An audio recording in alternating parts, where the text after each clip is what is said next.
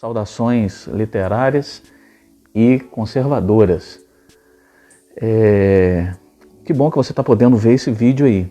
Hoje eu trouxe um amigo aqui, meu violão. Espero poder usá-lo, não ferindo o ouvido de vocês aí. Mas nós vamos dar prosseguimento. Hoje nós estamos indo para o segundo capítulo. Primeiro capítulo do livro O Mínimo que Você Precisa Saber para Não Ser um Idiota. O título é grande, né? Toda hora a gente tem que fazer um esforço para lembrar dele inteiro. Foi Juventude, falei ontem. Hoje vou estar falando sobre conhecimento. O Felipe Moura fez a coletânea dele. Separou três artigos que não tem nada a ver um com o outro, mas que formam esse contexto sobre questão de conhecimento. E ele fala aqui então no primeiro artigo, desejo de conhecer. Ele começa aqui, estou fazendo um resumo, claro. É natural do ser humano o desejo de conhecer. Quando li pela primeira vez essa sentença inicial da metafísica de Aristóteles, mais de 40 anos atrás, quer dizer, 40 anos atrás, quando foi escrito, então mais de 50, talvez 60 anos atrás, ela me pareceu muito grosseiro demais, tipo um exagero. Afinal, por toda parte onde olhasse, na escola, na família, nas ruas, em clubes ou igrejas, eu me via cercado de pessoas que não queriam conhecer coisíssima alguma, e isso é Olavo falando, que estavam perfeitamente satisfeitas com suas ideias toscas sobre todos os assuntos. E é interessante que é a superficialidade, né? É o medíocre, é o mediano que se conforma com aquilo que é superficial e não se aprofunda. Nós vivemos essa geração de pessoas rasas, pessoas que não conseguem mergulhar em nada. Isso é em todo campo, todo campo do conhecimento. Tanto faz como o Evandro, com certeza conhece diversos advogados, diversas pessoas no campo jurídico, que são superficiais, fazem um beabá só para poder se manter, como na parte teológica, como na parte sociológica, na parte filosófica. É tudo muito superficial. Hoje a sociedade brasileira, eu creio que mundial, de uma certa maneira, mas a gente fala do nosso contexto, né? É muito superficial e a gente se adapta a isso e a gente quer falar sobre tudo sem conhecimento nenhum. Ou muito pouco, né? Repetimos, reproduzimos. E o Olavo fala sobre isso, né? Sobre ideias toscas. Precisei viajar um bocado pelo mundo, ele continua, para me dar conta de que Aristóteles se referia à natureza humana em geral, e não à cabeça dos brasileiros, claro, né? Principalmente há 2.400 anos atrás, no berço da filosofia, né? Na Grécia. De fato, o traço mais conspícuo, o nome difícil que ele usou aqui, tive que até consultar o dicionário, né?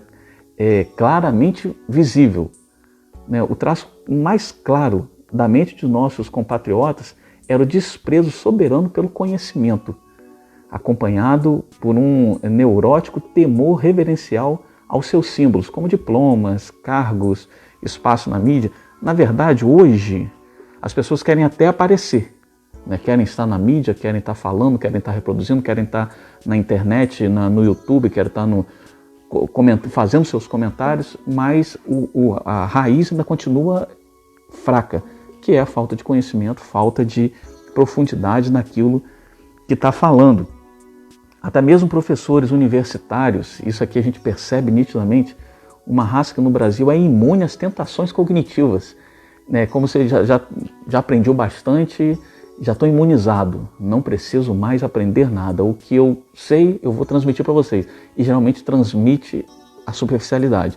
E vivemos uma geração atrás da outra que não tem profundidade naquilo que está falando. Não mostra qualquer interesse em aprender coisa alguma. Aristóteles tinha razão. O desejo de conhecer é inato. O Brasil é que havia falhado em desenvolver nos seus filhos a consciência da natureza humana, preferindo substituí-la por um arremedo grotesco de sabedoria infusa, uma sabedoria rasa, uma sabedoria sem nenhum tipo de aprofundamento.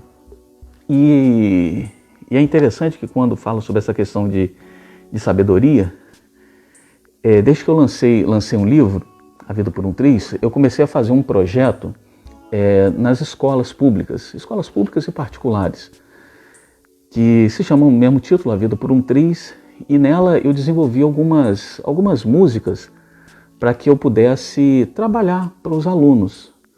E uma dessas músicas eu lembrei hoje quando estava fazendo aqui, relendo aquilo que eu tinha preparado, e fala Lá Vem Ele Andando, que é um reflexo disso, da busca pelo conhecimento, a busca pela vontade de aprender. E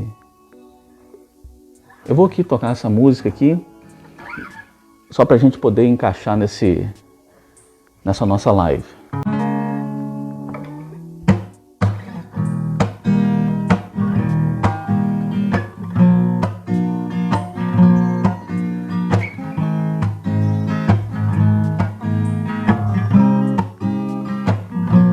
Lá vem ele andando, sem saber por onde quer ir, nem pra onde quer chegar. Distraído, sem sonhar, lá vem ele andando,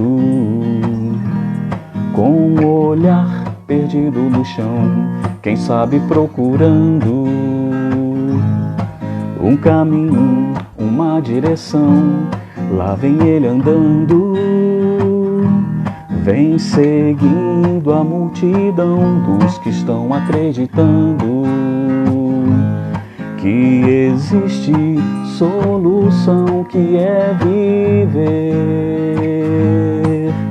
plantando amanhã melhor, conquistando o impossível. Vê seu futuro sorrindo pra ti, abraços apertados, alegria sem fim, por conseguir. Vê seu futuro sorrindo pra ti, abraços apertados, alegria sem fim, por conseguir encontrar a direção. Oh, oh, oh, oh, oh, oh.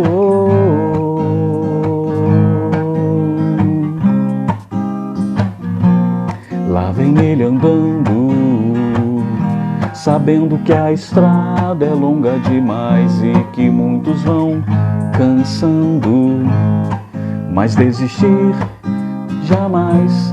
Lá vem ele andando, vem seguindo a multidão dos que estão acreditando que existe solução, que é viver plantando amanhã melhor, conquistando o impossível. Vê seu futuro sorrindo pra ti, abraços apertados, alegria sem fim, por conseguir. Vê seu futuro sorrindo pra ti, abraços apertados, alegria sem fim, por conseguir encontrar a direção. Oh, oh, oh, oh, oh,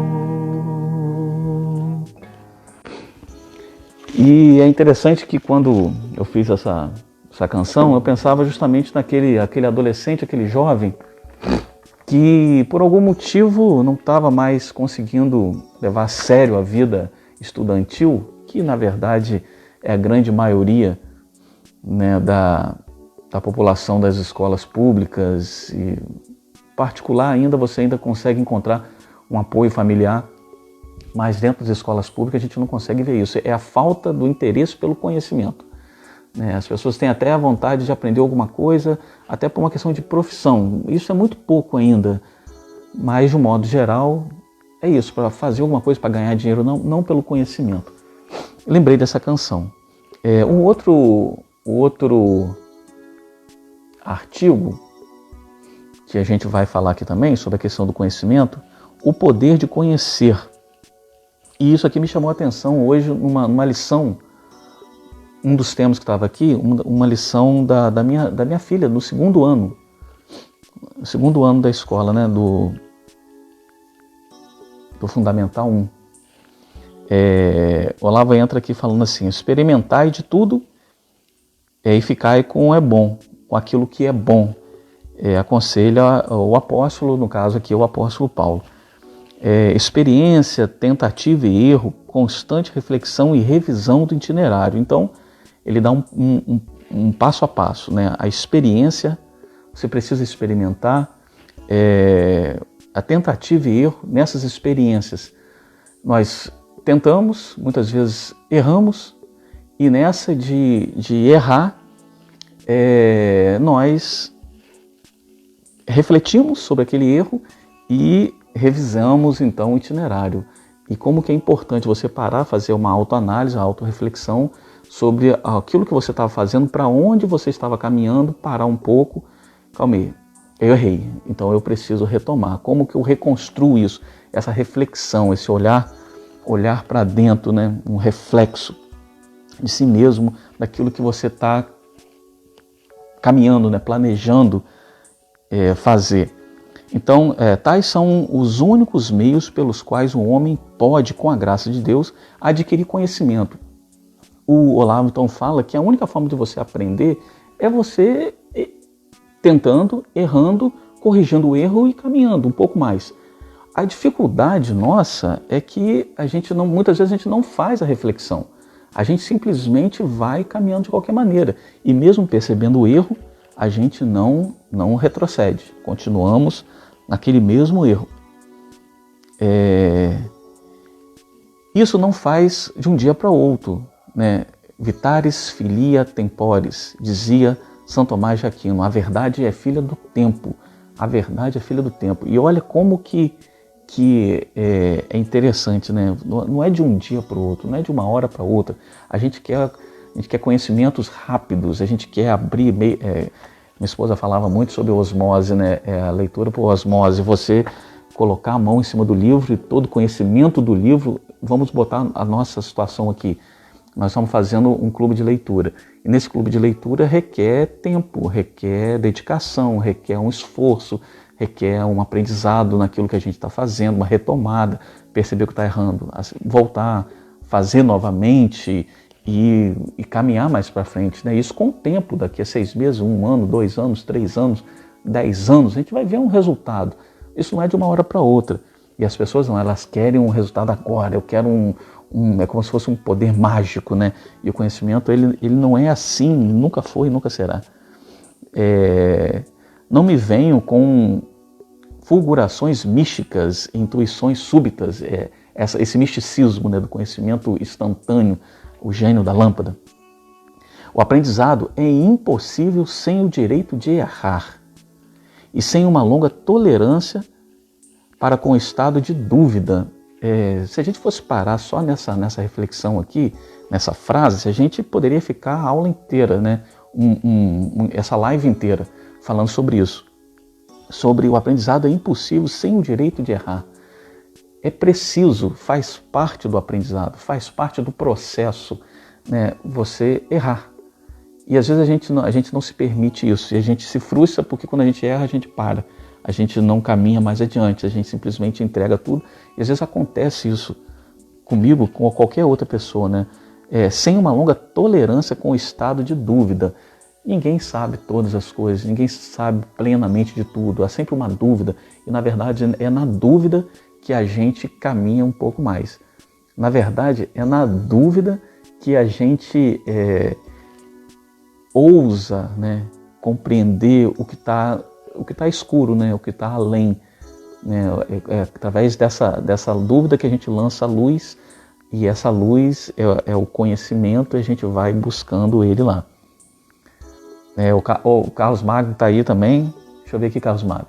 O aprendizado é impossível sem o direito de errar, sem uma tolerância para com o estado de dúvida. Achei isso fantástico. Sem dúvida, essa palavra aqui, essa frase aqui de Olavo foi perfeita. E ele fala aqui ainda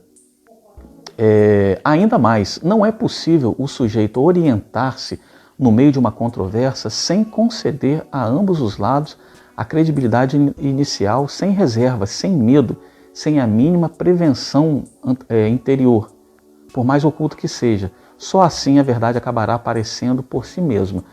A questão da dúvida, você também compreender, você tem que dar credibilidade àquilo que está sendo dito, aquilo que está sendo falado, e você vai comprovar se aquilo realmente é verdade ou não. Então você não pode ir com o seu sentimento de o seu preconceito, né? Não, aquilo ali não vai ter nada. E é interessante que até sobre o próprio Olavo, por causa dessa figura pública dele, aliado à questão do governo agora, e por questão de palavrão, de xingar, as pessoas elas que não conhecem, falam assim, não é aquele cara, já é logo, porque a mídia bate muito, né? Já distorce logo e já não quer nem saber. Você fala, tem um livro bom de Olavo, a pessoa, não, Olavo, aquele cara que xinga, eu não quero nem saber, eu sou crente, ainda bota assim ainda, né? Não, eu sou cristão, não gosto disso. Eu falei, caramba, não tem nada a ver, é o jeito dele, né? Eu não vou falar sobre isso, eu já falei no outro encontro, sobre essa situação. O culto da razão ou dos sentimentos, das sensações ou dos instintos, a fé cega, ou o pensamento crítico, que o pensamento crítico ele botou entre aspas, né? E eu até falei hoje um pouco com o Carlos Magno sobre isso, né? A gente está falando sobre a questão do pensamento crítico, né? O pensamento crítico hoje se tornou simplesmente você questionar tudo, você esvazia um conceito, uma identidade, vamos botar dessa forma, né? Você esvazia um conceito e não transmite nada, porque a pessoa ela só faz a crítica para desconstruir, mas ela não constrói nada naquele lugar. E esse pensamento crítico, que vem aí de Paulo Freire e tantos outros que seguem essa linha marxista, é simplesmente para desconstruir, é o desconstruir por desconstruir. E as pessoas não colocam nada, e quando coloca besteira, né? Naquele local ali. A fé cega. E ele fala mais aqui, não é senão um resíduo supersticioso que sobra do fundo da alma obscurecida quando se perde o sentido da unidade da inteligência por trás de todas essas operações parciais. Existe uma unidade da inteligência. A inteligência ela liga as demais questões da nossa vida. A inteligência, com efeito, não é uma função, uma faculdade em particular. É a expressão da pessoa inteira enquanto sujeito ato de conhecer. Então, a inteligência, a inteligência com efeito não é uma função, não é a função da inteligência. A inteligência é, no fundo, senão um comprometimento da pessoa inteira no exercício do conhecer, mediante uma livre decisão de responsabilidade moral. O conhecer, né, a inteligência faz com que todo homem ele caminhe, né, por lugares aplanados, né? Vamos colocar assim, não oscilando. O culto da razão, ou dos sentimentos, das sensações, ou do instinto, da fé cega, ou do pensamento crítico, né? Já falei sobre isso aqui. E ele fala assim, a inteligência não é, no fundo, senão um comprometimento da pessoa. É claro que, para cada indivíduo especial do conhecimento da vida, uma faculdade em particular se destaca, ainda que sem se desligar das outras. O raciocínio lógico nas ciências, a imaginação na arte, o sentimento e a memória do conhecimento em si, a fé e a vontade de buscar a Deus. Mas sem a inteligência, o que é cada uma dessas funções, ou justa posição mecânica de todas elas, senão uma forma requintada de fetichismo? ele fala o seguinte: o raciocínio lógico nas ciências só é concebido, só consegue acontecer isso, só se funde porque há inteligência. Sem isso, fé e vontade de buscar a Deus não anda. Se você não tiver inteligência, você tem fé, mas se você não tiver inteligência, você vai buscar Deus de qualquer jeito, de qualquer maneira. É esse elo, ele fala justamente nisso. A inteligência é que faz essa ponte. E é bem interessante o raciocínio lógico nas ciências, a imaginação na arte. Eu posso ter uma grande imaginação, um pensamento imaginativo tremendo, mas se eu não tiver uma inteligência para que isso se transforme em arte, não acontece nada. Então, na verdade, a inteligência é o elo que faz essa junção dessas coisas. Fé e vontade de buscar a Deus, mas sem inteligência fica tudo solto. O que é uma imaginação O que é uma imaginação que não intelige? O que concebe um sentimento que não se enxerga a si mesmo? Uma razão que raciocina sem compreender. A inteligência faz isso, uma razão que raciocina sem compreender. Às vezes tem muito raciocínio, mas não compreende. Falta o quê? A inteligência. Uma fé que aposta às cegas, sem a visão clara dos motivos de crer. Como que você crê? Você tem a sabedoria, a inteligência para explicar por que motivo você crê naquilo. São cacos da humanidade jogados num porão escuro, onde cegos tateiam em busca de vestígios de si mesmos. Essa frase é quase que poética, né? São cacos da humanidade jogados num porão escuro, onde cegos tateiam em busca de vestígios de si mesmo. E a gente tem percebido isso, pessoas tateando, pessoas tentando compreender, mas sem qualquer tipo de compreensão, de inteligência. Não conseguem, elas simplesmente buscam por si mesmas e andam frustradas e não conseguem caminhar. Eu tinha separado aqui, mas eu acabei deixei ele atrás. Eu estou lendo também o livro Jardim das Aflições, que é um dos livros de Olavo, e ele fala um pouco sobre isso, sobre essa geração. Ele refuta o pensamento filosófico ou antifilosófico de Epicuro, e ele fala sobre a questão: nós vivemos uma sociedade hedonista, né? Uma sociedade na busca pelo prazer, a busca pela satisfação pessoal. E nessa busca pela satisfação pessoal, a dor ela não pode pertencer a isso, né? E como que essa dor, essa frustração, esse sentimento de erro que o Olavo está falando aqui, como que essa nossa geração ela tenta sempre tirar isso. Não, o homem não pode ter medo. E às vezes até algumas questões até de igrejas mesmo, né? Pare de sofrer. É um atentado ao crescimento humano. Quando você fala assim, não, o ser humano, nós temos que minimizar a dor, nós temos que diminuir, isso é totalmente anti-inteligível. Você não aprende simplesmente na bonança, né? Há mais sabedoria, a Bíblia fala sobre isso, né? Há mais sabedoria na casa do luto do que na casa da festa, onde tem festa, né? Porque no luto você compreende o que é o ser humano. No luto você sabe qual o destino. E ali há uma inteligência. A inteligência de que a minha vida não pode ser desperdiçada de qualquer maneira. Eu tenho que fazer o melhor. Né? Eu tenho que me dar, né, de melhor para aquilo ali.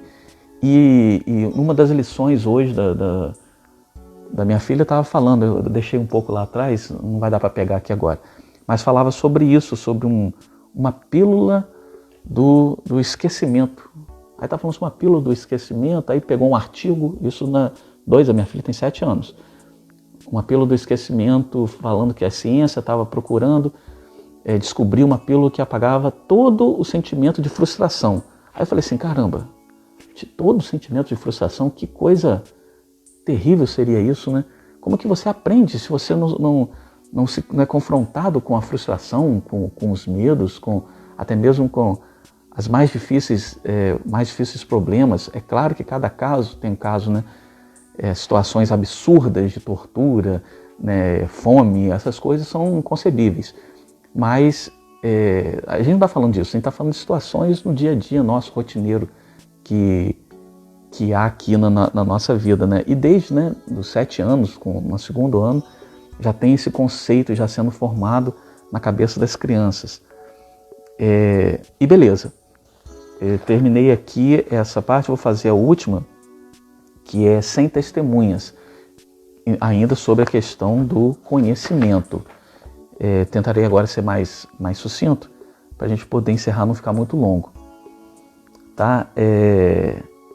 Ele dá aqui uma passagem aqui de Albert Schweitzer, eu não sei se a pronúncia é essa, no livro A Minha Infância e Mocidade. Lembra o instante em que pela primeira vez, ele falando sobre isso, ele sentiu vergonha de si. Ele tinha volta de 3 anos e brincava no jardim. Veio uma abelha, picou-lhe o dedo.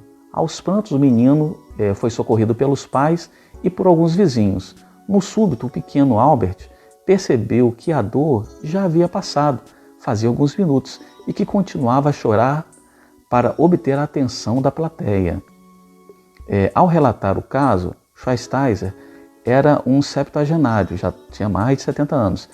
Tinha atrás de si uma vida realizada, uma grande vida de artista, de médico, de filósofo, de alma cristã devota ao socorro dos pobres e doentes, mas ainda sentia a vergonha dessa primeira trapaça. Esse sentimento atravessara os anos no fundo da memória, dando-lhe repuxões na consciência e a cada nova tentação de auto-engano. Então ele fala que esse sentimento foi um auto-engano. Ele sabia que não estava, mas ele se aproveitou daquele fato ali para poder continuar fingindo, recebendo a atenção das pessoas, né? Notem que em volta ninguém tinha percebido nada. Então ele fala sobre isso, né, sobre essa questão de sem testemunhas. Só o menino Schweitzer soube de sua vergonha. Só ele teve de prestar conta de seu ato ante sua consciência a seu Deus. Estou persuadido de que as evidências desse tipo, atos sem testemunha, como costumo chamá-los, são a única base possível sobre a qual o homem pode desenvolver uma consciência moral autêntica, rigorosa e autônoma. Então, o Olavo aqui, ele fala que somente quando nós estamos sozinhos e a gente tem tudo para fazer o errado, nesse momento ali que ele fala aqui que essa consciência moral autêntica é desenvolvida. É que você sabe que existe o erro, a possibilidade do erro, ninguém mais vai saber, mas a sua consciência te diz, não, eu sei que isso é errado. Esse é um desafio que é terrível para cada um de nós. Você consegue ser muito bom lá fora, na sociedade, né, na igreja, no serviço, onde você estiver andando, mas é interessante que a maioria das vezes quando você chega em casa, o que acontece ali? Você se desnuda, né? E é quem você é. Você não consegue botar uma máscara, né? Não dessa aí pro vírus chinês, mas uma máscara, né, de moralidade e sai pela vida, né? Então ele fala que é ali e contra si mesmo. É capaz de julgar os outros com justiça. Somente assim você é capaz de julgar os outros com justiça, em vez de se deixar levar pelos gritos da multidão, pelos estereótipos da propaganda, pelo interesse próprio disfarçado em belos pretextos morais. Aqui também vai uma vasta, né, discussão também sobre isso, né, sobre essa questão do campo da moralidade, campo da ética, da moral. Isso aqui vai dar um encontro inteiro para a gente debater sobre isso. A razão disso é auto-evidente. Um homem tem de estar livre de toda fiscalização externa para ter a certeza de que olha para si mesmo e não para um papel social. Essa aqui também é uma outra frase fantástica também. Um homem tem de estar livre de toda fiscalização externa para ter a certeza de que olha para si mesmo e não de um papel social. É aquilo que você é de verdade, não a sua reputação. A gente fala muito isso, O que mais vale é a reputação ou o caráter?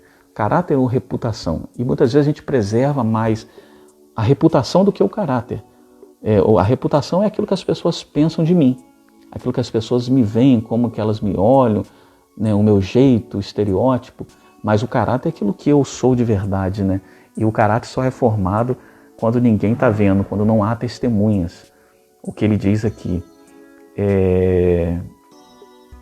E só então pode fazer um julgamento totalmente sincero. Somente aquele que é senhor de si é livre.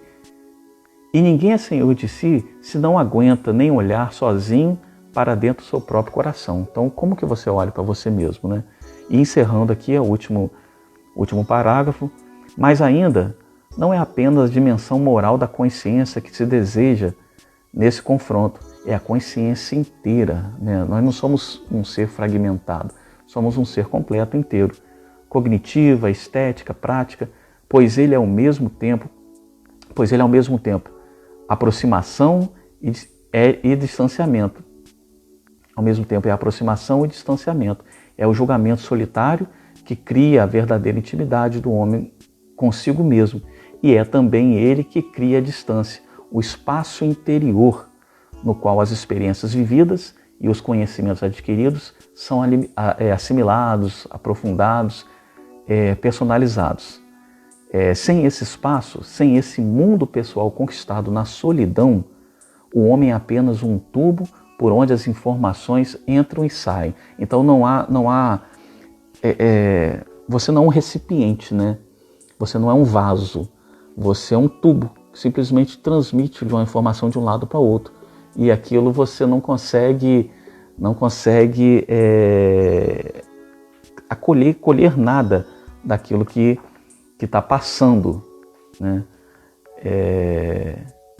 Sem esse espaço, sem esse mundo pessoal, aonde sem testemunhas, né, o que ele fala aqui, é conquistado na solidão. O homem é apenas um tubo, né, por onde passa e saem, como os alimentos, transformados muitas vezes em detritos. Pessoal, então nós encerramos esse nosso segundo encontro. No caso é o terceiro, mas o segundo, falando especificamente sobre os capítulos. Falei hoje sobre conhecimento. O primeiro foi sobre juventude e possivelmente amanhã é um assunto muito, muito bacana. Vocação. Ele é bem grande, a gente vai precisar de um pouco mais de tempo, embora sejam apenas também três artigos, mas sobre vocação ele é espetacular. A gente tem que, se você puder ler esse capítulo amanhã, são três artigos, seria interessante para a gente poder, de repente, você, né, fazer algum comentário aqui, né, quem pôde participar, o Carlos Magno, o Evandro, a doutora Érica, e outros também que vão estar vendo o vídeo em outra oportunidade. Tá bom, pessoal? Valeu pela participação de todos aí. A gente se encontra em outra oportunidade. Tá bom? Valeu!